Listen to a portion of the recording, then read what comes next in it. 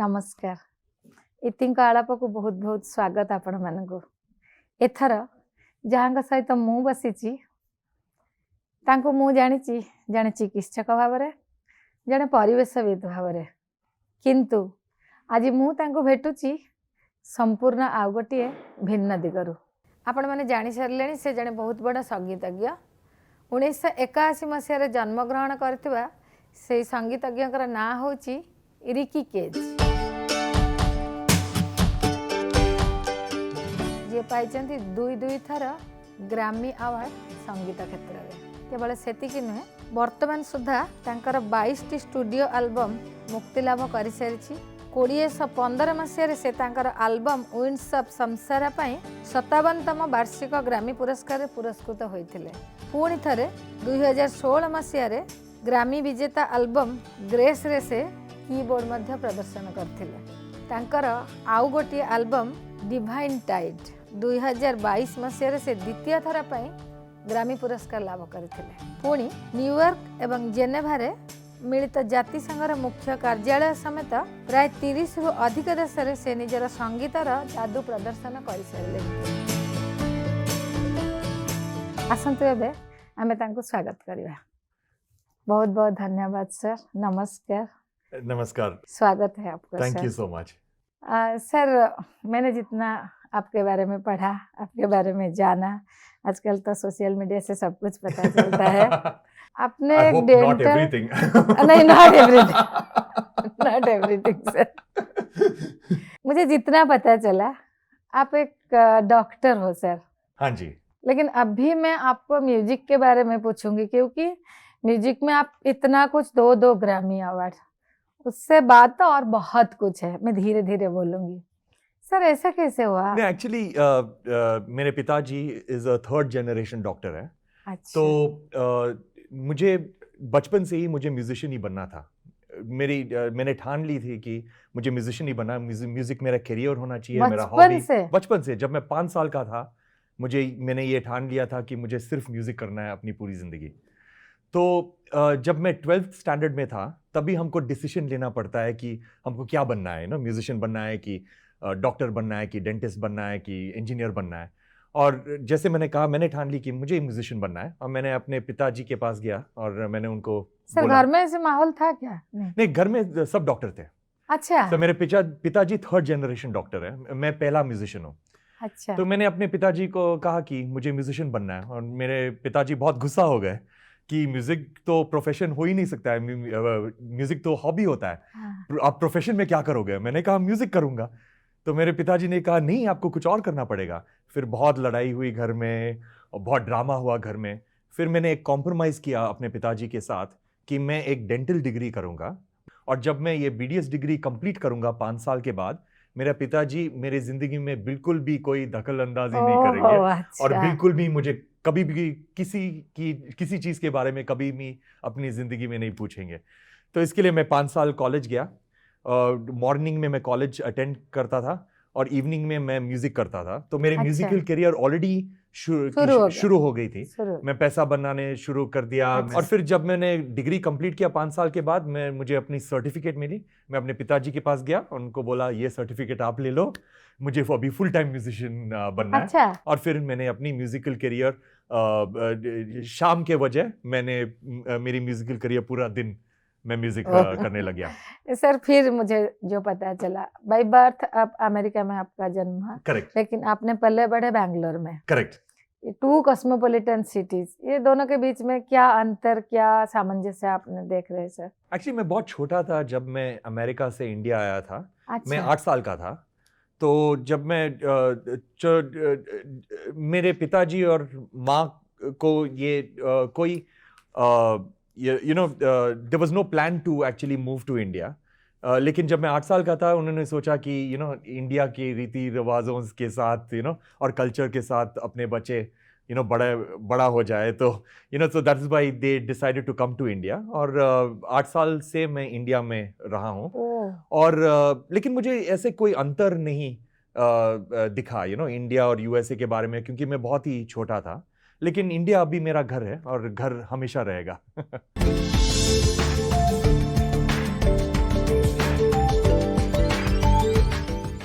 Sir इसमें फिर parents खुशी हुए या नहीं?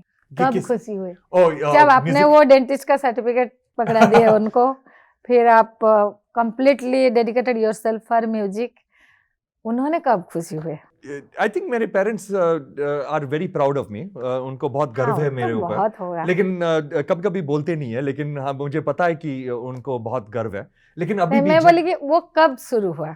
वो एक्चुअली इमीडिएटली शुरू हुआ, क्योंकि जब मैं डेंटिस्ट्री कर रहा था तभी ही मैं बहुत सक्सेसफुल रहा है म्यूजिक में। लेकिन उनको ये डर था कि मैं ड्रॉप आउट करूंगा बीच में, अपने कॉलेज में। लेकिन मैंने अपनी कमिटमेंट पूरी कर दी, और उनको सिर्फ वही चाहिए था कि मैं अपनी कमिटमेंट पूरी करूं और मुझे डिग्री मिल जाए। लेकिन अभी भी जब मैं अपनी रिलेटिव्स के जैसे शादियों में जाता हूँ, इवेंट्स में जाता हूँ, तो लोग मेरे पास आते हैं, वो बोलते हैं ओह आपका म्यूजिक बहुत कमाल है, आपको ये अवार्ड मिला। तो मेरे पिताजी आते हैं और बोलते हैं कि और ये डॉक्टर भी है। आप बहुत बड़े म्यूजिशियन हैं सर, आपका जर्नी थोड़ा बताइए, कैसे जर्नी, उस लाइन में जाके ऐसे ग्रामी तक आप कैसे आए? तो मेरी शुरुआत जिंगल्स से हुई, जो आप एडवर्टाइजमेंट सुनते हो रेडियो पर और टेलीविजन पर, तो वो म्यूजिक में कंपोज करता था। तो मैंने ऑलमोस्ट हर ब्रांड के लिए म्यूजिक कंपोज किया था 13 साल में। 13 साल की करियर थी जब मैं ये एडवर्टाइजिंग म्यूजिक कर रहा था। तो हर ब्रांड जैसे Google, Microsoft, Levi's, Lee, Air India, Lufthansa, Suzuki, TVS, जो भी ब्रांड आप सोचो उनके कॉम्पिटिटर, सबके साथ मैं म्यूजिक कर रहा था उनको कुछ बेचने के लिए, क्योंकि हमेशा ये सब ब्रांड्स कुछ बेचते हैं और म्यूजिक के जरिए मैं उनकी मदद करता था बेचने के लिए। तो मैं म्यूजिक कंपोज करता था। ये 13 साल करने के बाद मेरी ये सोच थी कि ये बिग ब्रांड्स म्यूजिक का ये जो पावर है वो ये समझ चुके हैं, क्योंकि वो इतना सारा पैसा खर्च कर रहे हैं मेरे ऊपर ये म्यूजिक बनाने के लिए, क्योंकि उनको पता है कि म्यूजिक में ये पावर है लोगों को इन्फ्लुएंस करने के लिए। तो मैंने सोचा कि मैं क्यों नहीं ये पावर यूज करूं, क्योंकि मैं बहुत ही बड़ा एनवायरमेंटलिस्ट हूं। मैं हमेशा एनवायरनमेंट, नेचर, सोशल इम्पैक्ट के बारे में सोचता रहता हूं। तो मैंने सोचा ठीक है, मैं ये सारा कमर्शियल म्यूजिक एकदम बंद कर देता हूं। मैं फिल्म म्यूजिक कभी नहीं करूंगा। मैं सिर्फ म्यूजिक अपने ही थॉट्स और फिलॉसफीज के आधार पर करूंगा, और जो कुछ भी मैं म्यूजिक बनाऊंगा अपनी छोटी सी हैसियत से मैं ये दुनिया को और भी बढ़िया करूंगा। अपनी म्यूजिक के बारे में सिर्फ सोशल इम्पैक्ट और एनवायरनमेंट पर मैं म्यूजिक करूंगा। तो वो स्टार्ट हुई मेरी नेक्स्ट जर्नी। तो वैसे मैंने एक एल्बम की, विंड्स ऑफ समसारा, वो एल्बम बहुत ही सक्सेसफुल रही। मेरा फर्स्ट ग्रैमी वो एल्बम पर मिला था। सर वो एल्बम आपका पहला था? नहीं, वो एल्बम मेरा 14 वाला एल्बम था। तो लेकिन वो एल्बम मेरा फर्स्ट एल्बम था जो मैंने सोसाइटी पर की, और वो नया जर्नी शुरू करने के बाद वो मेरा पहला एल्बम था। तो ऐसे सोच सकते हो कि वो मेरा पहला एल्बम था एक्चुअली। कैसे लगा आपको? आप सोचे थे सर ग्रामी अवार्ड जब आपको? नहीं, बिल्कुल नहीं एक्चुअली, क्योंकि वो एक्चुअली इंटेंशन नहीं था एल्बम बनाने के लिए। जब मैंने शुरू किया, इंटेंशन था, एक साउथ अफ्रीकन म्यूजिशियन था, उनके साथ कोलैबोरेट करने का इंटेंशन था। जब हम कोलैबोरेट कर रहे थे तो हमको एक कोइंसिडेंस मिला कि उन्होंने अपने फादर ऑफ द नेशन पर एक गाना बनाया था जो नेल्सन मंडेला है, और मैंने अपने फादर ऑफ द नेशन पर एक गाना बनाया था, दैट इज महात्मा गांधी। और महात्मा गांधी अपने फॉर्मेटिव इयर्स साउथ अफ्रीका में रहे थे, तो उनमें साउथ अफ्रीकननेस था। और और नेल्सन मंडेला महात्मा गांधी से बहुत इंस्पायर हुए थे, तो उनमें इंडियननेस था। तो हमने सोचा कि इस पर हम क्यों नहीं म्यूजिक बनाए। तो सिर्फ 2 गानों का का प्लान था, लेकिन हम दोनों इतने अच्छे दोस्त बने, वॉल्टर केलेमन जो फ्लूट प्लेयर थे साउथ अफ्रीका से, तो हमने और गाने बनाए और म्यूजिक बनाया। और ये 2.5 years के बाद हमारे पास इतना ज्यादा म्यूजिक था कि हम उस पर एल्बम बना सकते थे। तो एल्बम बनाया, एल्बम बहुत ही सक्सेसफुल रहा, यूएसए में बिलबोर्ड नंबर 1 पर रहा था, बहुत सारे अवार्ड्स हमको मिले पूरे दुनिया में, और फिर वो एंड हुआ, समाप्त हुआ हमको ग्रैमी अवार्ड मिलकर। सर गांधी जी के ऊपर आपने गाना बनाया 100%। मैं आपको पूछ सकती हूँ कि गांधी जी का जो आइडियोलॉजी अभी कितना % है हमारे बीच में? I would say that Mahatma Gandhi की जो आइडियोलॉजी है वो आज और भी रेलेवेंट है। I mean that it's even more relevant today than what it was when he did it, because जैसे मैं एनवायरमेंटलिस्ट हूँ, एनवायरमेंट पर उन्होंने कितने सारे अच्छे बात किए, और वो 1930 में किए थे। जैसे एक किया था कि the progress and the moral compass of a country can be defined by how the country treats its animals. इतनी अच्छी बढ़िया से कहावत है, क्योंकि एनिमल्स हमको वापस बात नहीं कर सकते हैं. जो साइलेंट जो जीव है उनको हम कैसे ट्रीट करेंगे, उनको हमको अच्छे से ट्रीट करना चाहिए.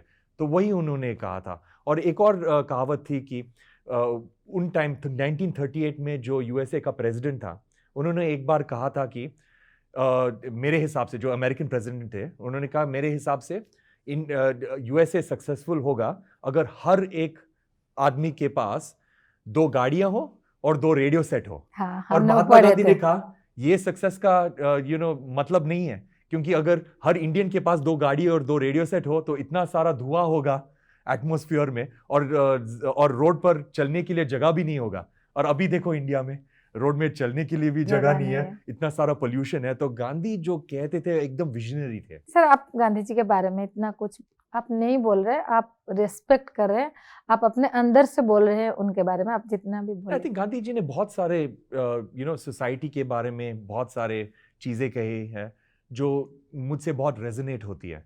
तो इसके लिए बहुत सारा रिस्पेक्ट है मुझे. से केवल जड़े संगीतज्ञ नुहंती बा निजको केवल संगीत क्षेत्र में सीमित रखी नांती, से मध्य जड़े बहुत बड़ा परिवेशविद. जड़े परिवेशविद भावे निजको एक स्वतंत्र परिचय रे परिचित कराई सारी. से जमी अवक्षय, मरुभूमि एवं मरुड़ीर जटिलता विषय रे जनसचेतनता सृष्टि करने को COP14 रे UNCCD तरफ भूमि राष्ट्रदूत भाव नामित करा जायछि.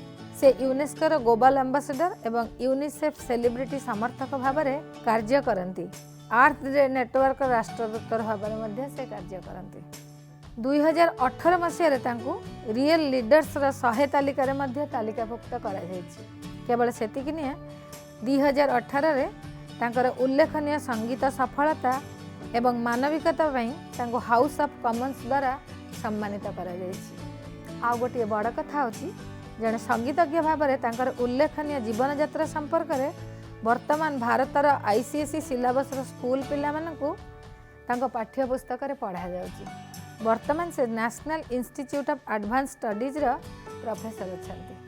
2016 मसीह जयपुर रे सेव चाइल्ड शिशु नूतन विश्वस्तरीय अभियान पर शुभेच्छु राष्ट्रदूत भाव में नामित करा जायछि. 2018 रे परिवेश को नहीं पिलांक मध्य सचेतनता सृष्टि करने केजगर मो पृथ्वी माई अर्थ संग संगीत मुक्ति लाभ करिछि. मिलित जातिसंघर स्थायी विकास लक्ष्य उपरे आधारित 27 गीतर समारोह होछि माई अर्थ संग. युवपीढ़ी को सेमानक जीवन रे एवं सेमानक आखपाखरे थिबा लोकंक जीवन रे एक सकारात्मक प्रभाव पकाइबा पई प्रेरणा जगाइबा भली संगीत रहिछि. आप एक एनवायरनमेंटलिस्ट भी है, परिवेशविद आप बोले, वो कैसा आया फिर आपके लाइफ में? तो मैं अगेन शुरुआत से मैं 2 चीज रहा हूँ, म्यूजिशियन और एनवायरनमेंटलिस्ट. 2 पिलर जो मुझे हमेशा डिफाइन करता रहा है. जब मैं छोटा था अमेरिका में, हमारा घर ना एक बहुत जैसे जंगल में होता है ना, बहुत सारे पेड़ थे हमारे घर के बाहर, एंड बहुत सारा एम्प्टी जमीन था, पेड़ और पौधे वो सब. तो lots of these dangerous and creepy Crawley animals, like जैसे लिजर्ड होती है, सांप होती है, मेंढक होता है, वो सब हमारे घर में आ जाती थी. तो मेरे पेरेंट्स और मेरे टीचर्स बोलते थे कि जैसा आप वो एनिमल को देखो तो उन पर अपना पैर डालकर उनको कुचल दो, नहीं तो आप भाग जाओ वहाँ से. तो मेरा प्रश्न उनसे हमेशा होता था कि अगर हमको उनको इमीडिएटली किल करना है तो ये लोग एग्जिस्ट क्यों करते हैं? हाँ. ये लोग हमारे अगर हम उनको मारते ही जाएंगे वो कैसे एग्जिस्ट करेंगे? वो और नहीं, उनका कोई पर्पस तो होगा ना. हाँ. क्यों है यहाँ पर, उनका कोई पर्पस होगा ना. तो अभी मुझे पता है कि no matter how seemingly insignificant or no matter how seemingly small or dangerous an animal is, हर जीव हमारे इकोसिस्टम के लिए बहुत ही इंपॉर्टेंट है. और ये इकोसिस्टम का बैलेंस ही है जो हम मनुष्य को सस्टेन करता है और हमें जीवित रखता है. तो हर जीव बहुत ही इंपॉर्टेंट है ये प्लैनेट के लिए, और मुझे अब पता है. तो ये सब क्वेश्चंस मुझे used to keep me up awake at night, और मैं हमेशा सोचता था कि ये एनिमल का क्या पर्पस है, वो एनिमल का क्या पर्पस है ये दुनिया में.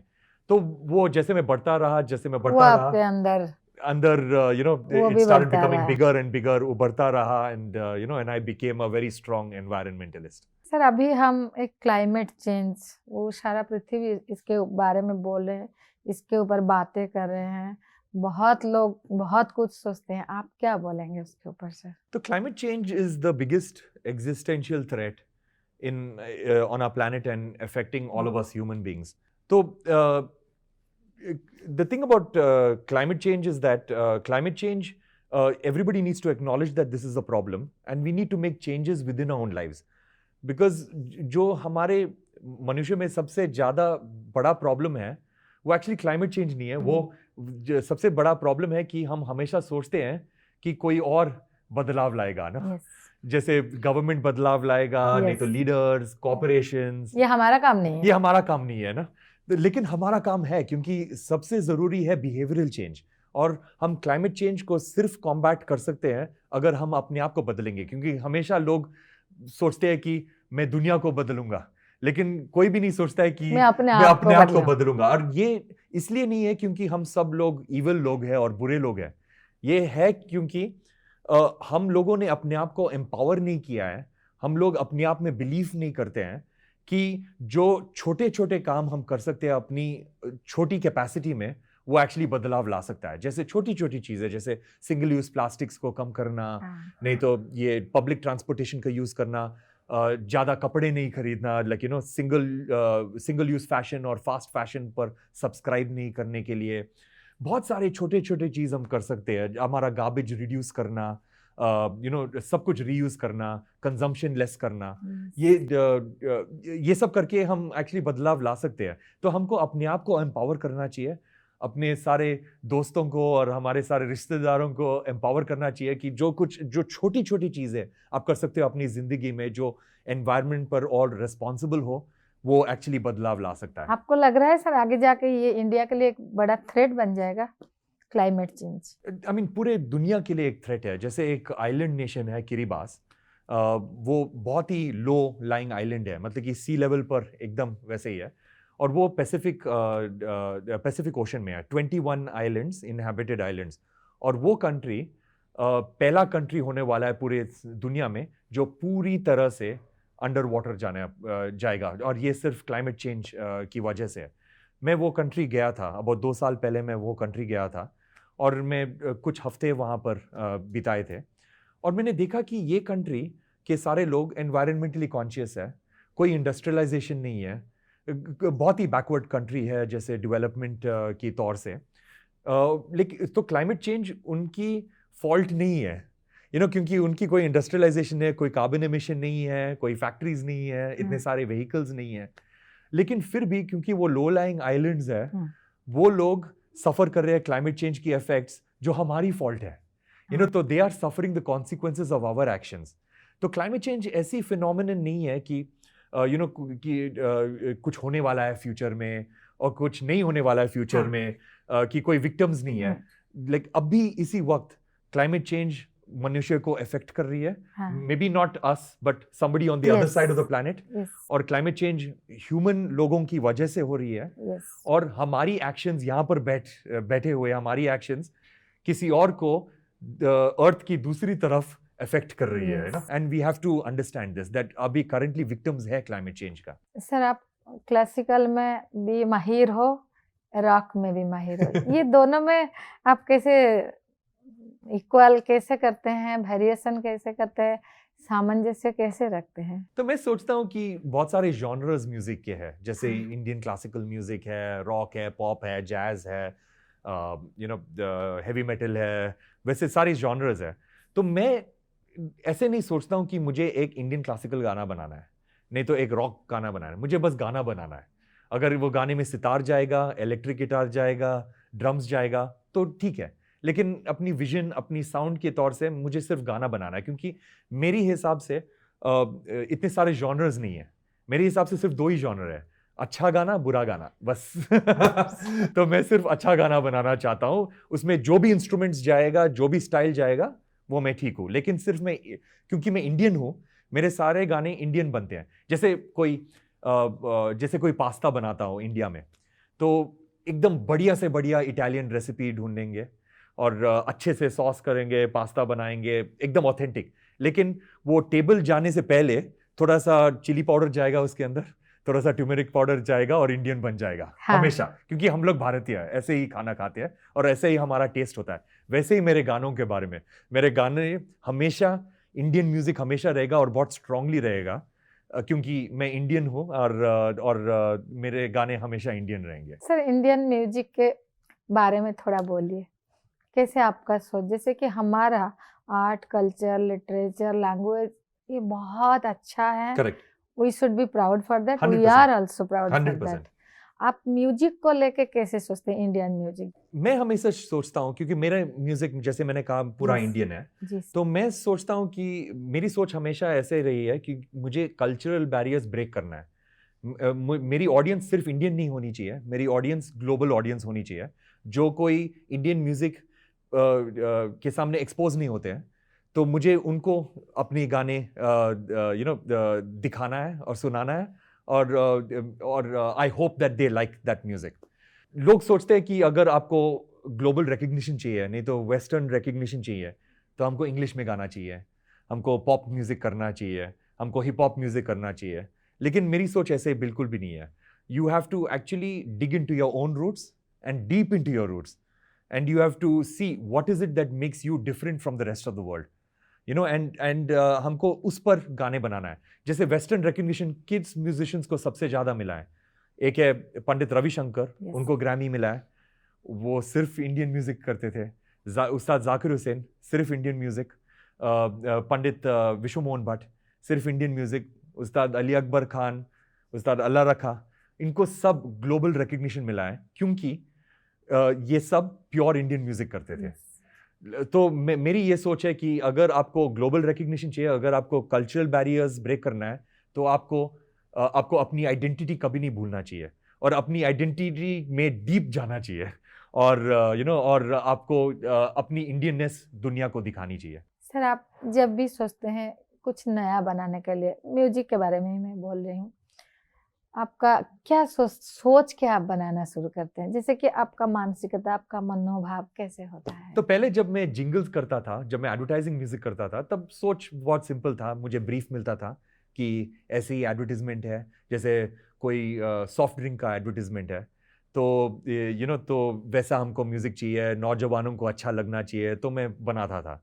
तो तभी मुझे बहुत राइटर्स ब्लॉक होता था। मैं सोचता था कि मैं कैसे ये म्यूजिक बनाऊंगा, कैसे मैं ये ब्रीफ फुलफिल कर पाऊंगा, अगर डायरेक्टर को अच्छा लगेगा कि बुरा लगेगा। तो वैसी मेरी सोच थी।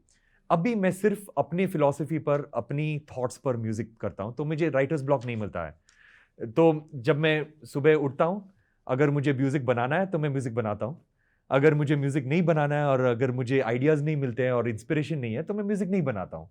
मैं ईमेल्स आंसर करता हूँ, नहीं तो कुछ और करता हूँ, नहीं तो अपने कुत्तों के साथ। मूड के ऊपर डिपेंड सिर्फ मूड के ऊपर बनता है। और जब भी मैं न्यूज़पेपर में पढ़ता हूँ कि कुछ एनवायरनमेंट में कुछ प्रॉब्लम है, नहीं तो कुछ एलिफेंट और ह्यूमन कॉन्फ्लिक्ट के बारे में कुछ बुरा हो रहा है, और तभी मुझे लगता है इंस्पिरेशन मिलता है कि मुझे इस टॉपिक पर, इस इशू पर कुछ बनाना है, और मुझे एकदम एनर्जी मिलता है कि अभी मुझे लोगों को बताना है म्यूजिक के जरिए कि ये प्रॉब्लम है। नहीं तो अगर मुझे कुछ अच्छा लगता है, जैसे मैं कोई अच्छा सीनरी देखता हूँ जंगल में, तो मैं सोचता हूँ कि क्या मुझे ये सेलिब्रेट करना है, ये मोमेंट मुझे सेलिब्रेट करना है म्यूजिक के जरिए, तो मैं उस पर म्यूजिक बनाता हूँ। तो जब भी मैं इंस्पायर होता हूँ, मैं म्यूजिक बनाता हूँ। आप जो भी देखते हो वो सब आप म्यूजिक में डालने के लिए ही प्रयास करते हो? करेक्ट, क्योंकि मुझे सिर्फ म्यूजिक आता है, कुछ और नहीं आता है। आपने ऐसे कभी सोचा, सर अपने म्यूजिक में मैं ये संदेश, ये वार्ता में देना चाहता हूँ, ऐसे आपने कभी सोच के बनाया? कभी कभी होता है, कभी कभी होता है। जैसे मैंने एक गाना किया, शाइन योर लाइट एक गाना है, तो मैंने सोचा कि दैट ये पूरी दुनिया में जो बेसिक प्रॉब्लम है वो काइंडनेस का प्रॉब्लम है, कि हम लोगों को सबके साथ काइंड होना चाहिए और हमको कोएग्जिस्ट करना है। तो मैंने सोचा कि इस पर एक गाना बनाए, कि सब लोग you don't have to be kind just to other human beings, but you also have to be kind to all the animals, the wildlife, the forest, the the elements of nature, the land, the air, the water. You just have to be kind to everything. और तब हमारी सारी problems चली जाएगी अगर हमारे पास kindness हो. तो मैंने काइंडनेस पर एक गाना बनाया. तो कभी कभी ऐसा होता है कि मैं सोचता हूँ कि ये टॉपिक पर अगर एक गाना बने तो अच्छा रहेगा, और मैं इंस्पायर हो जाता हूँ और मैं गाना बना देता हूँ. सर, म्यूजिक थेरेपी एक टर्म जो है, इसका मीनिंग बहुत वास्ट है. करेक्ट. आप क्या बोलेंगे उसके बारे में? तो म्यूजिक बहुत थेरेप्यूटिक है, ये 100% है. जी. कि म्यूजिक के साथ बहुत सारा इफेक्ट हो सकता है. लेकिन मेरी थॉट्स थोड़ी कंट्रोवर्शियल है इस पर. हाँ. क्योंकि मैं सोचता हूँ कि अगर म्यूजिक हमारे मन पर एक पॉजिटिव इफेक्ट कर सकती है तो नेगेटिव भी कर सकती है. और जो मेरे लिए काल्मिंग हो और जो मेरे लिए अच्छा रिलैक्सिंग हो, वो कभी कभी आपके लिए नहीं हो सकता है. जैसे अगर मुझे जैसे अगर अफ्रीका में लोगों को ज़ूलू फोक म्यूजिक पसंद हो, Yes, sir. कभी कभी मेरे लिए सिर्फ वो नॉइज हो सकता है. मेरे Yes. लिए सिर्फ मेरे लिए म्यूजिक नहीं होगा. मुझे एक्चुअली सर दर्द हो सकता है उस पर. Yes, ना. sir. तो ये म्यूजिक थेरेपी बहुत ही वास्ट टॉपिक है, जो बहुत सारे फैक्टर्स पर डिपेंड करता है कि हमारी परवरिश कैसे हुई और कहाँ हुई, और किस म्यूजिक हम सुनते हैं बचपन से, और क्या म्यूजिक हमको पसंद है. जी, और sir. ये सब पर डिपेंड करती है, और इस पर भी डिपेंड कर सकती है कि हम कैसे म्यूजिक सुनते हैं. क्योंकि कभी कभी वो कान में डालकर कान में जो ईयरफोन्स घुसा देते हैं, उस पर कभी कभी म्यूजिक बहुत ही पेनफुल होता है. बहुत पेनफुल होता है. और कभी कभी लोग कॉन्सर्ट में जाते हैं और कभी कभी फ्रंट सीट में बैठते हैं और वो बड़ा स्पीकर हमारे सामने होता है. नो मैटर कितना भी कामिंग वो म्यूजिक हो, ये हमारे कान फट सकते हैं ना वो म्यूजिक पर. तो ये डिपेंड करती है कि हमारी परवरिश कैसे हुई, और क्या म्यूजिक हमको पसंद है, क्या म्यूजिक हमारे कल्चर में है. और ये भी इस पर भी डिपेंड करता है कि हम कैसे वो म्यूजिक को सुन रहे हैं. सर, इसी सिलसिले में मैं पूछ सकती हूँ, इसी सिलसिले में आपका म्यूजिक का धारा कैसा है आपके हिसाब से? तो मैं सोचता हूँ कि हर म्यूजिशियन को अपनी ऑडियंस ढूंढना चाहिए, क्योंकि मेरा म्यूजिक मेन स्ट्रीम नहीं है. मेन स्ट्रीम म्यूजिक ऐसे होता है कि बहुत सारे लोगों को पसंद आती है. Yes. तरह तरह लोगों को पसंद Yes. आते हैं, जैसे बॉलीवुड फिल्म म्यूजिक, वो सब. लेकिन मैं म्यूजिक जो बनाता हूँ वो मुझे पसंद आती है, और मैं ये होप करता हूँ कि मेरे जैसे भी और लोग होंगे जो ये म्यूजिक पसंद करते हैं ना. तो अगर आप मेन स्ट्रीम म्यूजिक नहीं करते हो और एक नीश म्यूजिक करते हो, तो ऑडियंस हमेशा थोड़ा सा कम रहेगा, लेकिन वो बहुत ही लॉयल ऑडियंस होगा. Yes. वो ऑडियंस हमेशा वेट करेगी कि आपका क्या कब है? एक नया गाना बनाएगा, कब एक नया एल्बम करेगा. मैं फर्स्ट पर्सन रहूंगा वो म्यूजिक को सुनने के लिए. तो मुझे वो लॉयल ऑडियंस बहुत पसंद है. मुझे छोटा ऑडियंस ठीक है, लेकिन मुझे वो लॉयल ऑडियंस बहुत पसंद है. इसके लिए मुझे बहुत खुशी होती है जब मेरे फैंस बोलते हैं कि उनको मेरी म्यूजिक पसंद है और उनके लिए बहुत बेनिफिशियल रहा है. आपने एक बार बोले थे इंडिया का एक इंडिपेंडेंट म्यूजिक इंडस्ट्री होना चाहिए. Correct. क्या बोलेंगे उसके बारे में? तो बॉलीवुड म्यूजिक की क्वालिटी बहुत अच्छी है, लेकिन बॉलीवुड म्यूजिक में ये प्रॉब्लम है कि हर एक गाना जो इंडिया से बनता है वो आइदर आइटम सॉन्ग होता है, नहीं तो लव सॉन्ग होता है. और इंडिया में इतनी सारी चीजें हैं जिस पर गाने लिख सकते हैं. Yes. जैसे अपनी नेचर पर, अपनी कल्चर पर, अपनी माइथोलॉजी पर, अपनी कितने सारे इश्यूज है जो हाईलाइट कर सकते हैं म्यूजिक पर. लेकिन ये बिल्कुल भी नहीं होता है. और इंडिया सिर्फ एक ही देश है पूरी दुनिया में जहाँ पर कोई लव सॉन्ग और आइटम सॉन्ग के अलावा गाने नहीं बनाते हैं ना. जैसे अमेरिका को देख लो, सब उनकी हिस्ट्री पर म्यूजिक बना रहा है. जैसे हिप्पी इरा में के बारे में म्यूजिक बनाया है. जो 9/11 अटैक्स हुए थे, ट्विन टावर के अटैक्स हुए, उस पर म्यूजिक बना है. ट्रम्प पर म्यूजिक बना है. उनका जो फैमाइन है, डिप्रेशन पर म्यूजिक बनाया है, सब पर म्यूजिक बनाया है. लेकिन इंडिया में ऐसे क्यों नहीं होता है? क्योंकि बॉलीवुड म्यूजिक इतना बड़ा इंडस्ट्री है कि वो सबको ये स्वॉलो कर दिया है, लाइक सब दूसरे म्यूजिकल फॉर्म्स को स्वॉलो कर दिया. जैसे मैं इंडिया में जब मैं किसी को बोलता हूँ कि मैं म्यूजिक कंपोजर हूँ, फर्स्ट क्वेश्चन आता है कि कौन सा फिल्म. ओह, यू नो अच्छा। तो बिकॉज क्योंकि लोग अगर देखते हैं कि कोई म्यूजिशियन है वो बॉलीवुड के अलावा कुछ सोच भी नहीं सकता है, क्योंकि बॉलीवुड का इतना ज्यादा इन्फ्लुएंस रहा है म्यूजिक इंडस्ट्री पर। और जैसे मैंने कहा, जो क्लासिकल म्यूजिशियंस है जिसने कल्चर बैरियर्स ब्रेक किया है, बॉलीवुड ने नहीं किया है। वो बॉलीवुड फेमस है सब जगह। जैसे एक बॉलीवुड सिंगर जैसे न्यू जर्सी जाता है, नहीं तो मॉस्को जाता है, नहीं तो ये जर्मनी जाता है कॉन्सर्ट करने के लिए, उनको फुल ऑडियंस मिलता है, लेकिन वो पूरी ऑडियंस इंडियन डायस्पोरा होती है। लेकिन जो क्लासिकल म्यूजिशियंस है जैसे पंडित रविशंकर, उस्ताद अल्लाह रखा, उस्ताद जाकिर हुसैन, अनुष्का शंकर, जब वो परफॉर्म करते हैं तो उनको तरह तरह के ऑडियंसेस मिलते हैं। यू नो कभी कभी इंडियन ऑडियंस बहुत कम होती है वो Yes, उनके उनके थिएटर में, तो उन्होंने कल्चर बैरियर्स ब्रेक किया है, लेकिन बॉलीवुड ने कल्चर बैरियर्स नहीं ब्रेक किया है। तो दैट इज वाई ये बहुत ही इंपॉर्टेंट है कि एक पैरेलल म्यूजिकल इंडस्ट्री हो, ताकि तरह तरह के म्यूजिकल फॉर्म्स इंडिया में आए, क्योंकि इंडिया में कितने सारे क्लासिकल फॉर्म्स है, बहुत फोक सारे फॉर्म्स है, ये सबको हाईलाइट होना चाहिए। सर, आपको 2 बार ग्रैमी मिला है, थोड़ा उस एक्सपीरियंस के बारे में हमको बताइए। ऑफ कोर्स बहुत ही अच्छा एक्सपीरियंस रहा है, क्योंकि ओनली इंग्लिश गाने बनाने से ग्रैमी मिलता है क्या? नहीं, मैंने बिल्कुल भी इंग्लिश गाने नहीं बनाए। दोनों एल्बम्स में बिल्कुल भी इंग्लिश गाने नहीं है, बहुत ही इंडियन गाने हैं। इनफैक्ट गाने हिंदी में है, हिंदी में है, संस्कृत में गाने हैं। जैसे आपको पता होगा कि दुनिया का सबसे बड़ा म्यूजिक अवार्ड है, उससे बड़ा कुछ भी नहीं है। तो ये हमेशा रहा है मेरे लिए कि ये अनअटेनेबल ड्रीम है।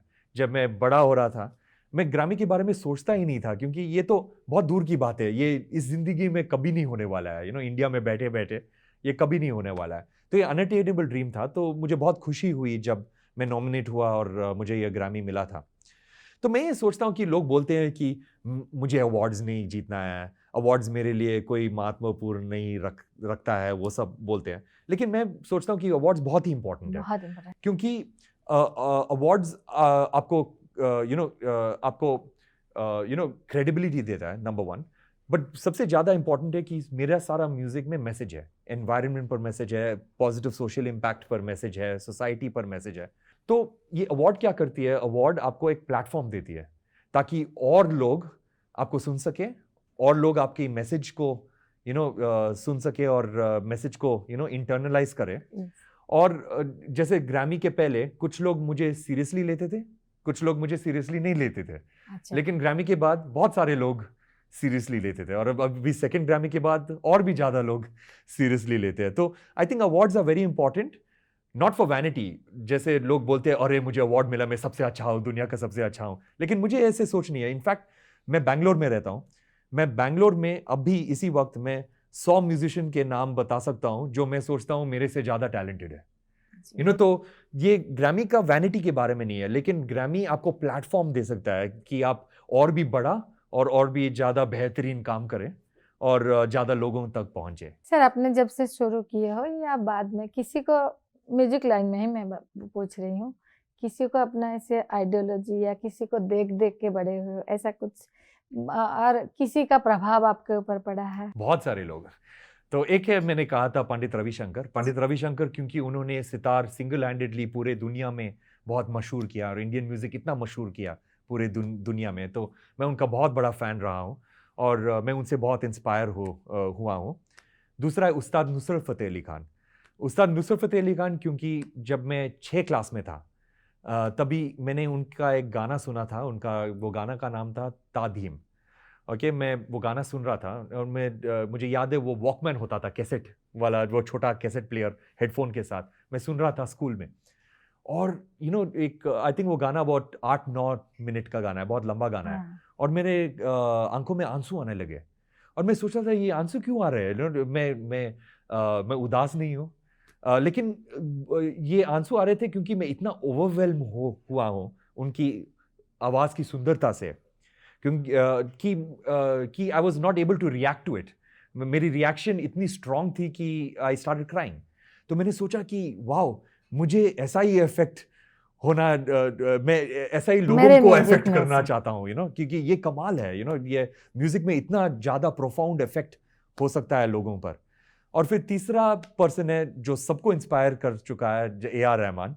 A.R. रहमान मेरे बहुत अच्छे दोस्त हैं, एंड A.R. रहमान ऐसे आदमी है जो हर एक म्यूजिशियन, हर एक सिंगर, हर एक कंपोजर इंडिया में without exception every single musician in India has been inspired by him. और जो बोलते हैं कि मैं ए.आर. रहमान से नहीं इंस्पायर हो चुका हूं, वो बस झूठ बोल रहे हैं क्योंकि उनकी इन्फ्लुएंस इतना ज्यादा हुआ है पूरे इंडियन म्यूजिकल लैंडस्केप पर कि you can not escape from his influence. Sir, आप जब से बात कर रहे हैं, रूट के बारे में बात कर रहे हैं, कल्चर के बारे में बात कर रहे हैं, आप उड़ीसा फर्स्ट टाइम आए हैं? नहीं, सेकंड टाइम। लेकिन मैं जब पहली बार आया उड़ीसा तो मैं क्विकली मैं एक प्राइवेट कॉन्सर्ट के लिए आया था। तो मैं सुबह पहुंचा और मैं शाम को वापस चला गया। तो मैं सिर्फ आई थिंक अबाउट 9 या 10 घंटे भुवनेश्वर में था। उड़ीसा का कल्चर या म्यूजिक के बारे में कुछ पता ना, है? ऑफ कोर्स कल्चर, जो डांस का कल्चर फॉर्म्स है बहुत ही अच्छा है। म्यूजिकल कल्चर फॉर्म्स जो मैं उड़ीसा का ट्राइबल म्यूजिशियंस के साथ ऑलरेडी कोलैबोरेट कर चुका हूँ। अच्छा। मैंने एक गाना किया था जिसका नाम है जय किसान, जो मैं बहुत प्राउड हूँ उस गाने के बारे में। तो मैं बहुत ही I mean I understand Orissa culture and I am very very huge fan of it. And in fact I just before this interview I had gone to the Konark temple अच्छा। and it was mind blowing। मैंने ऐसी पूरी जिंदगी में सब country में घूमा हूँ, लेकिन मैंने ऐसी मॉन्यूमेंट कभी नहीं देखा है। क्या कमाल का टेम्पल था। It's such a beautiful part of history। I was very overwhelmed by watching that। और क्या देखा उड़ीसा में? किस यूनिवर्सिटी और किट यूनिवर्सिटी देखा है, और क्या कमाल की यूनिवर्सिटीज है, ब्यूटीफुल कैंपस, और सारे जो उड़ीसा के आर्ट फॉर्म्स है वो दीवारों पर पेंट किया हुआ है। तो आई mean that itself, just being in those universities is in my opinion a tour of what Odisha is all about। You know, it's such an honor to even be within those walls of those universities। Sir, और एक भी term है, music has no language. आप क्या बोलेंगे? आप कितना language में बनाना चाहेंगे अपना म्यूजिक? जैसे आप देख रहे हो मेरी हिंदी इतनी अच्छी नहीं है।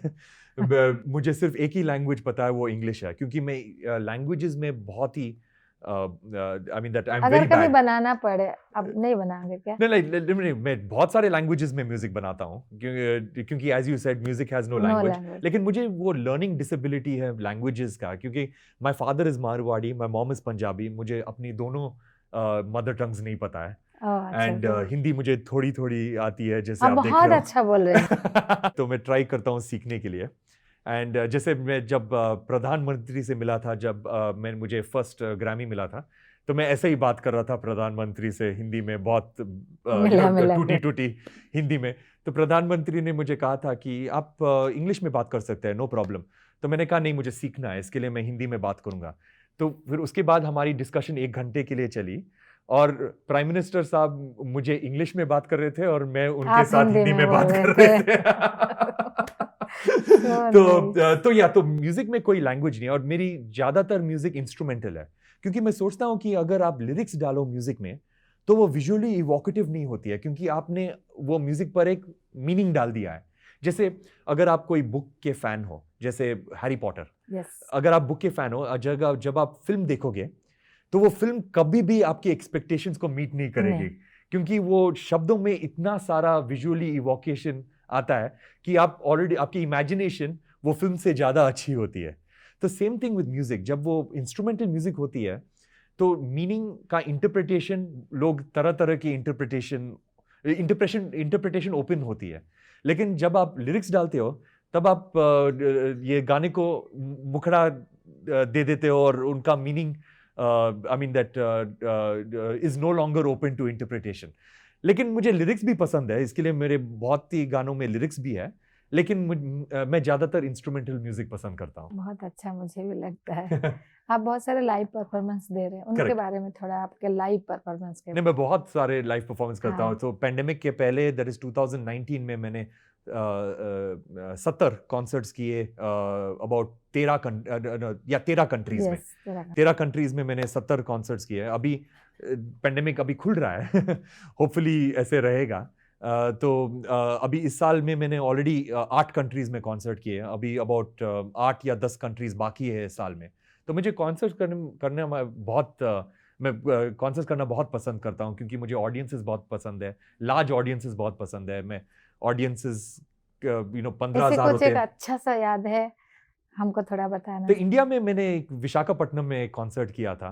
तो विशाखापट्टनम में वो 88,000 लोग थे ऑडियंस में, आरके बीच पर।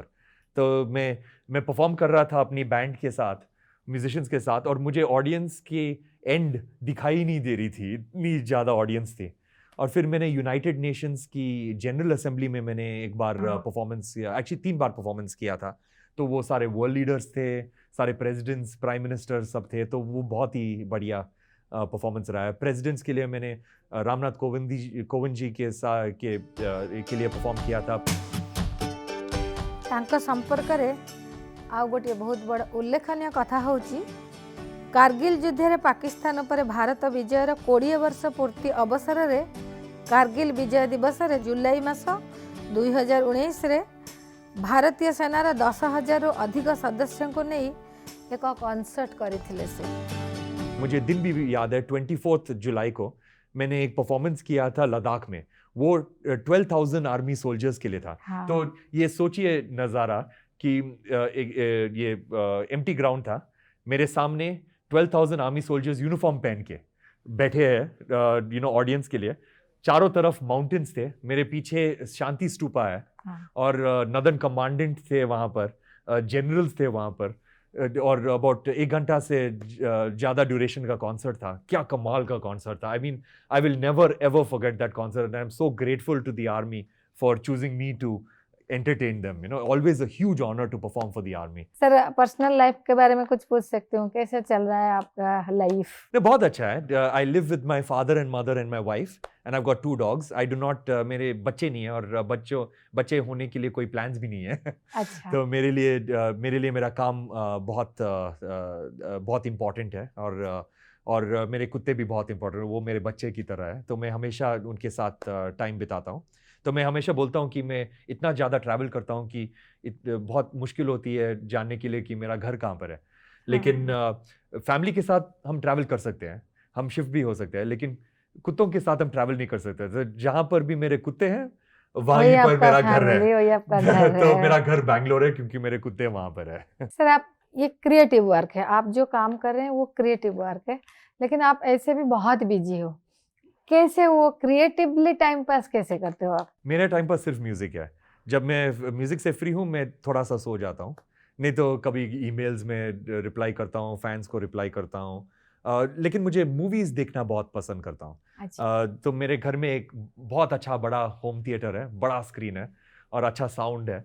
तो मैं कभी कभी मैं मूवीज देखता हूँ, लेकिन जब भी मूवीज भी देखता हूँ मैं हमेशा म्यूजिक को सुनता रहता हूँ। हाँ। तो म्यूजिशियन आप मुझसे नहीं निकाल सकते। जब मैं आपसे बात कर रहा हूँ ऑलरेडी अपनी कॉन्वर्जेशन के लिए भी मैं एक बैकग्राउंड स्कोर कंपोज कर रहा हूँ अभी अपनी दिमाग में। हाँ, वही होता है क्रिएटिव पर्सन के साथ, वो जरूर होता है।